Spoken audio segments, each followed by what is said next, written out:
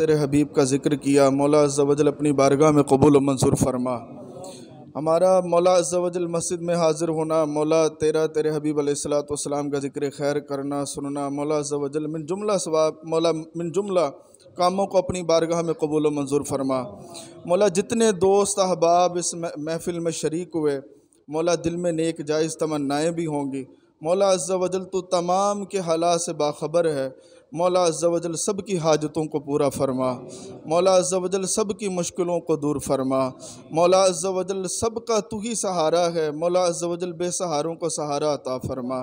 मौला जिन दोस्तों ने महफ़िल पाक का अहतमाम किया, मौला अज़्ज़ा वजल इनका अहतमाम करना अपनी बारगाह में कबूल व मंजूर फरमा। मौला कारी साहब का कुरान मजीद पढ़ना, मौला अज़्ज़ा वजल नमाजी हज़रात का सुनना अपनी बारगाह में कबूल व मंजूर फरमा। मौला जो मांग सके अता फरमा, जो ना मांग सके बिन मांगे रसूल पाक साहिबुल औलाक सल्लल्लाहु तआला अलैहि वसल्लम के तसद्दुक़ और वसीले से अता फरमा।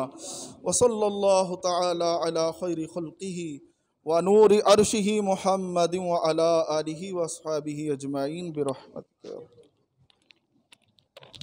तमाम दोस्त ना